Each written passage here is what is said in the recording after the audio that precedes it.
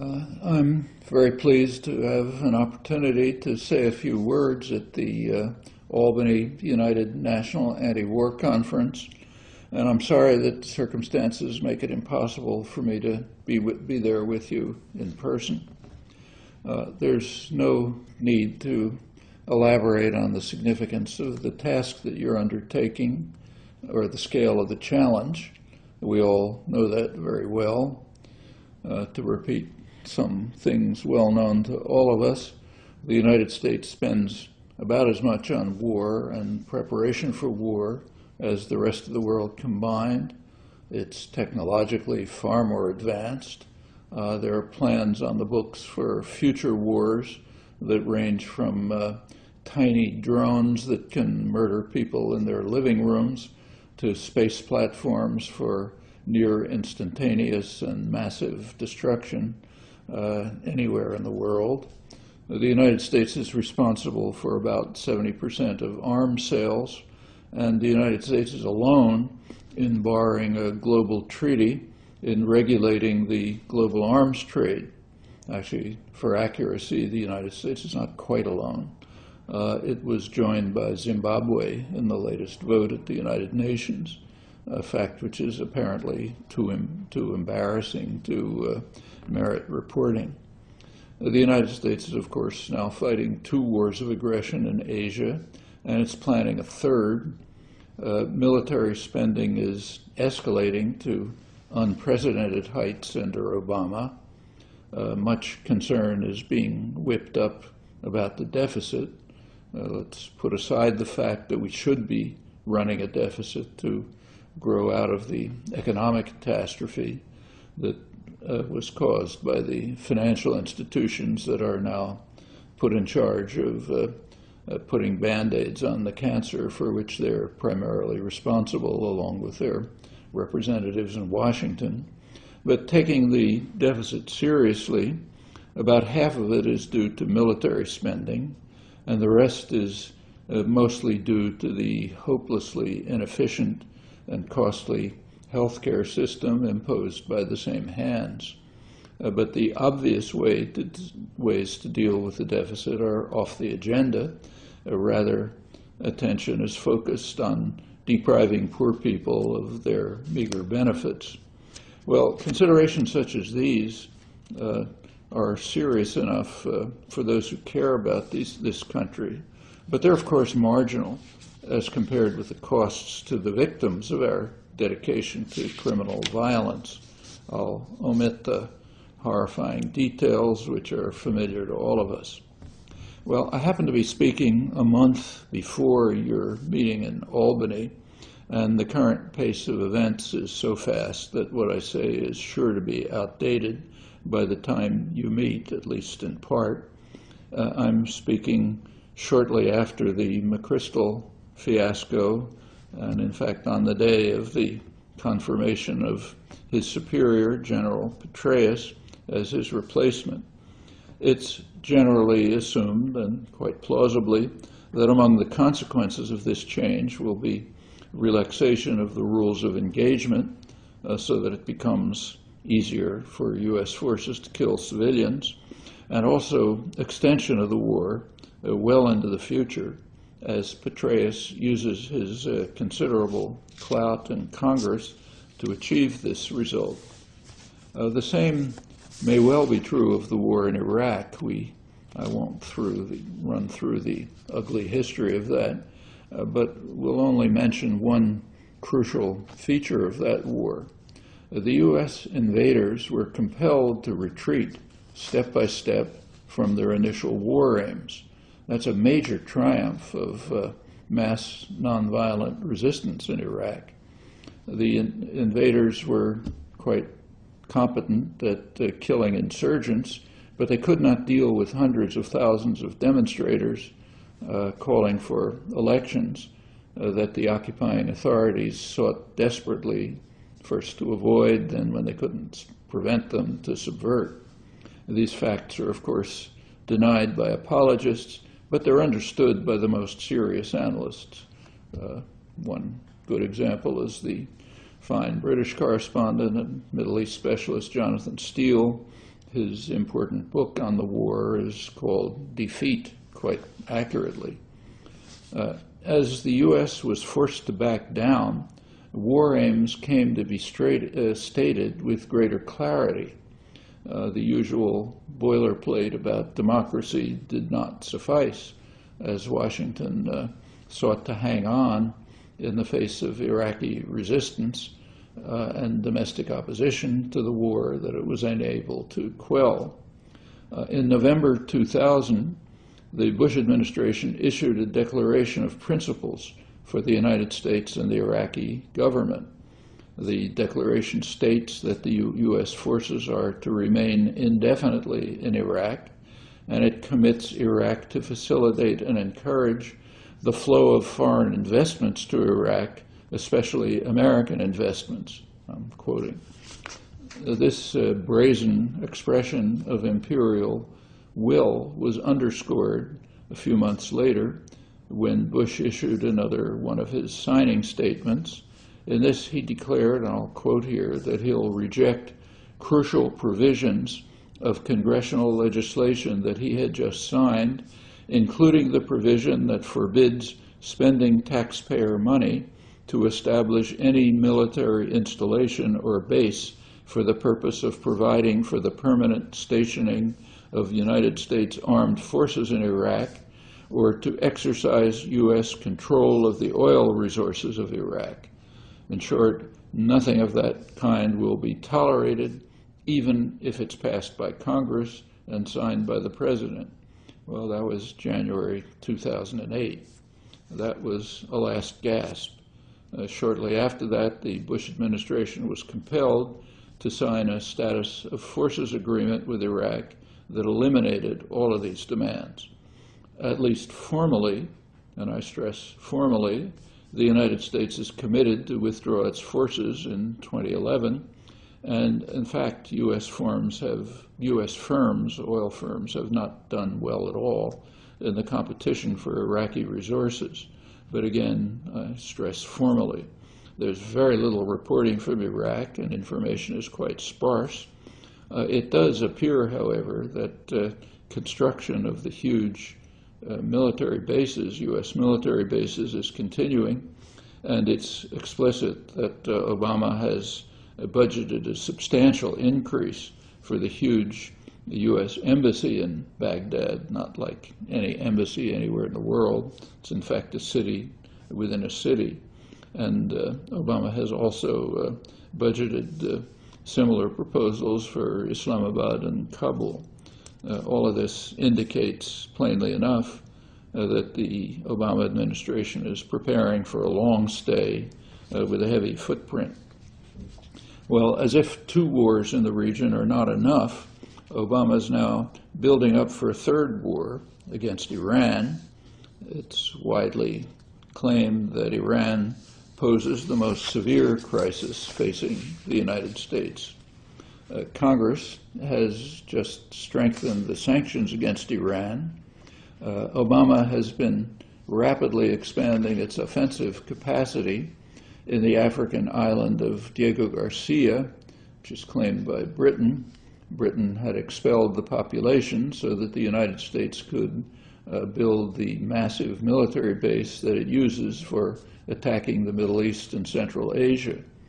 The Navy is expanding facilities there for nuclear-powered guided missile submarines with Tomahawk missiles, which can carry nuclear warheads. Each submarine is reported to have the striking power of a typical naval carrier battle group. The Obama buildup also includes hundreds of so-called bunker buster bombs, the most powerful in the arsenal short of nuclear weapons. These are intended for blasting hardened underground structures, aimed for Iran, of course. The planning for these bombs began under Bush, but languished. Obama accelerated the program sharply as soon as he took office, and they're now to be deployed years ahead of schedule, of course, aimed at Iran. A very respected British strategic analyst, Dan Plesh, he points out, I'm quoting him, they're gearing up totally for the destruction of Iran. U.S. bombers and long-range missiles are ready today to destroy 10,000 targets in Iran in a few hours. The firepower of U.S. forces has quadrupled since 2003, accelerating rapidly under Obama. A U.S. fleet, along with an Israeli naval vessel, is reported to have passed through the Suez Canal on the way to the Persian Gulf, where its task, according to Arab press reports, I'm quoting, is to implement the sanctions against Iran and supervise the ships going to and from Iran. The chairman of the Joint Chiefs of Staff, Admiral Michael Mullen, visited Afghanistan a couple of days ago, a couple of days before I'm speaking. On his return, he went to Israel to meet senior military officers and planners. The major Israeli newspaper, Haaretz, reports, I'm quoting, that the meeting focused on the preparation by both Israel and the United States for the possibility of a nuclear-capable Iran. Almost none of this has been reported here, although, or maybe a cynic might say, because it's plainly of extreme significance and urgency. These increasing threats of military action against Iran are, of course, in violation of the United Nations Charter, and they're also in specific violation of Security Council Resolution 1887 of September 2009, which reaffirmed the call to all states to resolve disputes related to nuclear issues specifically, peacefully, in accordance with the Charter, which they're speaking specifically of the Middle East region. The Charter, of course, bans the use or the threat of force. Well, what exactly is the Iranian threat? There are many apocalyptic pronouncements, but they don't descend to the level of evidence or argument. There's also an authoritative answer. It was provided by several government reports to Congress on the military threat of Iran last April. The brutal clerical regime in Iran is doubtless a threat to its own people, but it does not rank particularly high in that respect in comparison to U.S. allies in the region, particularly Egypt, which Obama went out of its way to praise. And of course, it's not the threat to the population of Iran that concerns the report. Rather, it's concerned with the threat that Iran poses to the region and to the world. Well, the report makes it clear that the Iranian threat is not military. Quote the report, Iran's military spending is relatively low compared to the rest of the region, and of course minuscule as compared to that of the U.S. They say that Iranian military doctrine, I'm quoting again, is strictly defensive, designed to slow an invasion and force a diplomatic solution to hostilities. Iran, they say, has only a limited capability to project force beyond its borders. What about the nuclear option? Well, the report says that Iran's nuclear program and its willingness to keep open the possibility of developing nuclear weapons is a central part of its deterrent strategy, not offensive. Though the Iranian threat is not military, that does not mean that it might be tolerable to Washington. Iranian deterrent capacity is an illegitimate exercise of sovereignty that interferes with U.S. global designs. Specifically, it threatens U.S. control of Middle East energy resources. That's been a very high priority of planners since World War II.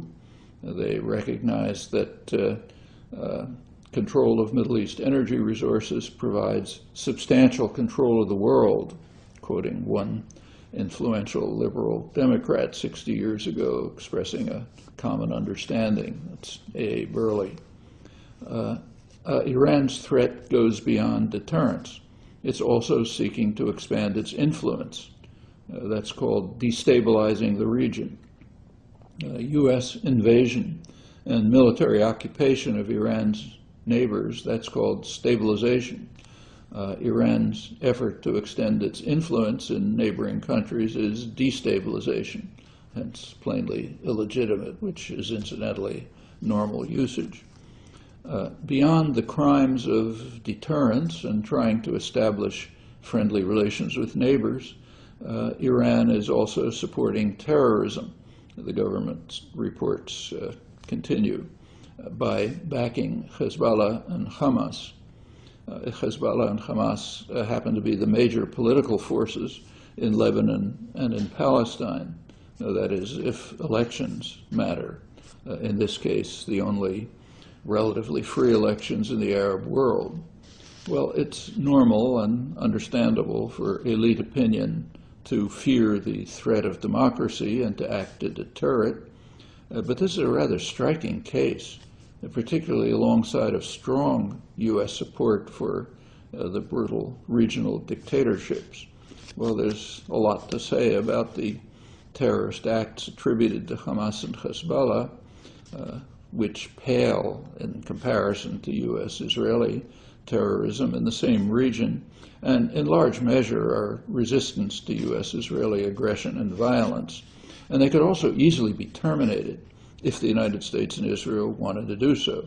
In the case of Hamas, that means accepting ceasefires and, in general, accepting political settlement instead of preferring violence, brutal repression, and expansion, as they're doing, recognizing that they're in violation of international law and even specific Security Council resolutions. Well, that's a long topic. I've talked and written about it elsewhere as of others, and I won't go into it here. There is a model for democracy in the Middle East, in the Muslim world, despite serious flaws, namely Turkey, which has relatively free elections and has also been subject to harsh criticism in the U.S., particularly by the Obama administration, which was particularly incensed just a few weeks ago when Turkey joined with Brazil in arranging a deal with Iran to restrict Iran's enrichment of uranium.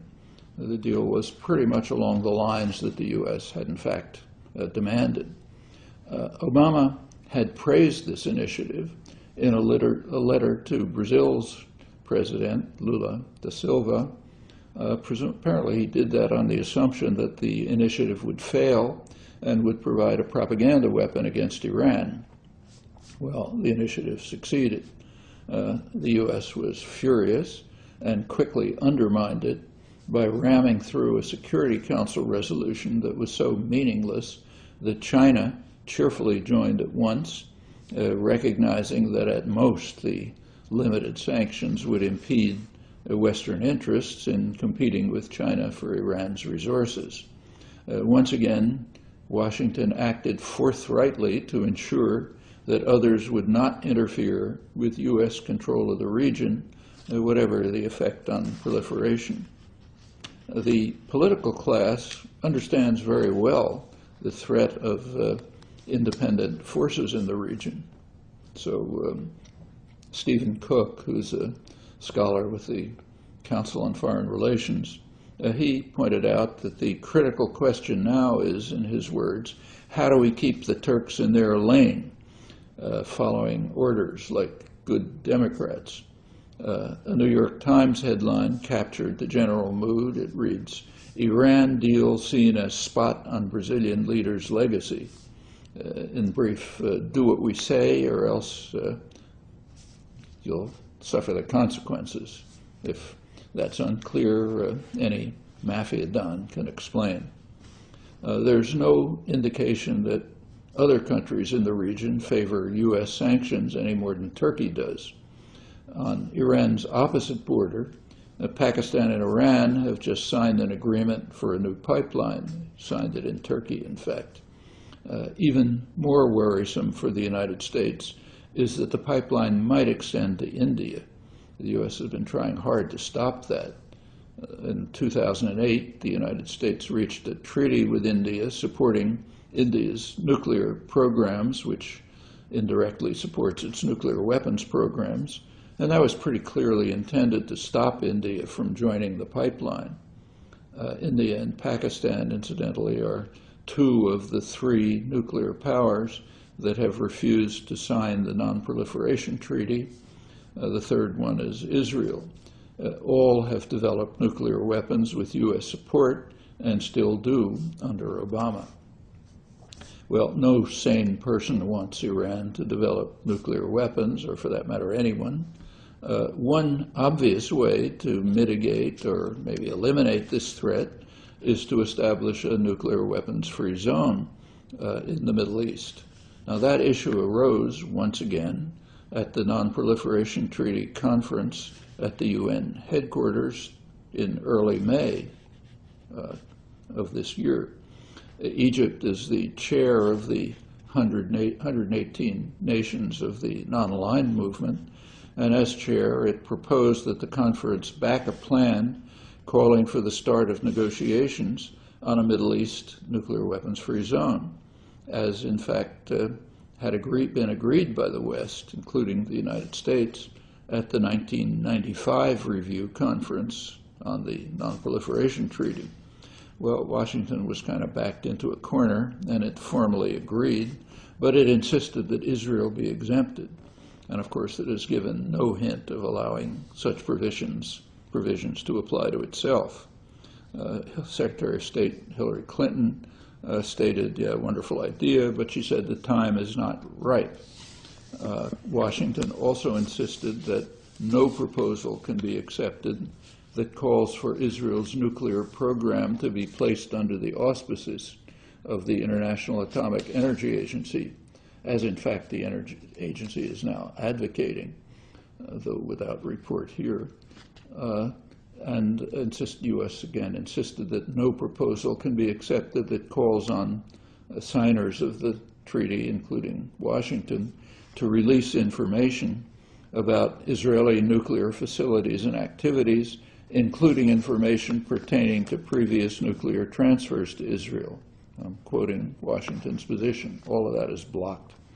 Obama's technique of evasion is to adopt Israel's position that any such proposal for a nuclear weapons-free zone must be conditional on a comprehensive peace settlement, which the United States can delay indefinitely, as it's been doing for 35 years, with rare and temporary exceptions. Well, Obama, of course, has made a rhetorical commitment to non-proliferation. That's received much praise, even a Nobel Peace Prize. One practical step in this direction is establishment of nuclear weapons-free zones. Another is withdrawing support for the nuclear weapons programs of the three non-signers of the Non-Proliferation Treaty. Well, as often is the case, rhetoric and actions are hardly aligned. In fact, they're in direct contradiction in this case, facts that pass with essentially no comment or attention. Well, instead of taking practical steps towards reducing the dire threat of nuclear weapons proliferation, the United States is proceeding to take major steps towards reinforcing U.S. control of the vital Middle East oil-producing regions by violence, if other means do not succeed, with very ugly prospects. Well, let me turn finally, briefly, to Obama's major current war, Afghanistan. The official goal is to protect ourselves from al-Qaeda. Al-Qaeda is what's called a virtual organization with no specific base. The professional literature describes it as a network of networks, an example of what's called leaderless resistance. That's even more so now than before. Whatever al-Qaeda is, it has relatively independent factions loosely associated throughout the world. As for Afghanistan, the latest CIA estimate is that there may be 50 to 100 al-Qaeda activists in Afghanistan. And there isn't the slightest indication that the Taliban want to repeat the mistake of offering sanctuary to al-Qaeda, which raises questions about what we're doing in Afghanistan. Well, there is a new strategy, as you know, and the first exercise of Obama's new strategy was when U.S. Marines recently conquered Marja, a small town in Helmand province, which is the main center of the insurgency. Here's the report about that from the New York Times. Quote, "The Marines have collided with a Taliban identity in Marja so dominant that the movement appears more akin to the only political organization in a one-party town with influence that touches everyone. We've got to reevaluate our definition of the word enemy," said Brigadier General Larry Nicholson, commander of the Marine Expeditionary Force in Helmand Province. Continuing with Nicholson, "Most people here identify themselves as Taliban. We have to readjust our thinking. So we're not trying to chase the Taliban out of Marja, we're trying to chase the enemy out, namely the Taliban." Well, you can parse that if you like. But the Marines are actually facing a problem that has always bedeviled conquerors and that is very familiar to the United States from Vietnam. Back in the early 60s, the leading U.S. government scholar lamented that the enemy was, as he put it, the only truly mass-based political party in South Vietnam, and any effort to compete with it politically would be like a conflict between a minnow and a whale. Our minnow, their whale. Therefore, the only strategy the U.S. could undertake is to overcome the enemy's political force by using Washington's comparative advantage and violence, with horrifying results that I don't have to review. Others have faced similar problems. For example, the Russians in Afghanistan in the 1980s, where they won every battle but lost the war. Although it's interesting to learn from the top U.S. experts there who were fighting with the Mujahideen in the 80s and who now say that the Russians were indeed beginning to make progress by the mid-80s when they adopted the now fashionable Petraeus coin strategy. And the same experts agree that they might have won had it not been for the massive support for the Mujahideen by the United States, Saudi Arabia, and Pakistan, which included high-tech weapons that neutralized Russian helicopter forces. Also well to remember that the goal, according to the CIA officially, was not to liberate Afghanistan, but to kill Russians. The U.S. faces no such opposition in Afghanistan. Well, after the Marja triumph, the U.S.-led forces were poised to assault the major city of Kandahar. The U.S. Army took polls there, which it released, and discovered and reported that the military operation is opposed by 95% of the population, and that 5 out of 6 people there regard the Taliban as, in their words, our Afghan brothers. Well, that's again echoes of earlier conquests. For these reasons, the plans were delayed. That's part of the background for the McChrystal fiasco. Well, under these circumstances, it's not in the least surprising that the authorities are concerned that domestic public support, now low, may erode even farther. There was a recently leaked CIA memorandum which observes that the Afghanistan mission's low public salience has allowed French and German leaders to disregard popular opposition and to steadily increase their troop contributions to the U.S. war, despite the opposition of 80% of the German and French publics. It's therefore necessary, they say, to tailor messaging to forestall or at least contain backlash. And several proposals follow for how to delude the public. In the United States, the media can be counted on to fulfill the needed role voluntarily. Well, this CIA memorandum should remind us that states have an internal enemy, their own population, which has to be controlled when state policy is opposed by the public, as is often the case. The battle to control the internal enemy is highly pertinent today, and it should be a prime concern for those who hope to confront today's severe challenges, as you're now doing, and your task could hardly be more important. Thanks.